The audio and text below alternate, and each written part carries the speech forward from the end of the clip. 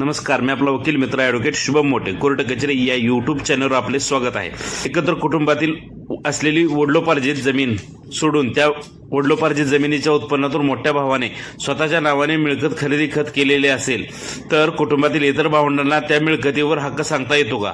एखादी मिळकत जर एकत्र कुटुंबाची असेल, त्यामधून उत्पन्न निघत असेल आणि त्या उत्पन्नातून कुटुंबातील एखाद्या भावाने स्वतःच्या नावाने मिळकत खरेदी खताद्वारे जरी घेतलेली असेल तरी सुद्धा ती मिळकत एकत्र कुटुंबाची होते, कारण त्या मिळकतीच्या खरेदी खतासाठी दिलेली रक्कम ही एकत्र कुटुंबाच्या उत्पन्नातून दिलेली असते, परंतु ती बाब सिद्ध करावी लागते। अशा प्रकारचे खरेदी खत झाल्यानंतर खरेदी घेणाऱ्या भावास उत्पन्नाद्वारे कोणतेही साधन नव्हते ही गोष्ट सिद्ध करावी लागते व ती मिळकत केवळ आणि केवळ एकत्र कुटुंबाच्या उत्पन्नातून पैशातून त्यांच्या नावे घेतलेली आहे ही बाब जर मान्य न्यायालयामध्ये सिद्ध झाली तर त्या मिळकतीमध्ये सुद्धा कुटुंबातील इतर सहहिस्सेदारांना हिस्सा मिळतो। अशा प्रकरणामध्ये केवळ मिळकत खरेदी घेतलेली आहे म्हणून खरेदी घेणारा भाऊ हा ती मिळकत त्याची एकट्याची स्वतंत्र आहे असे म्हणू शकत नाही। जर त्यांना तसे म्हणायचेच असल्यास त्यांना त्यांचे स्वतंत्र उत्पन्न दर्शवावे लागते।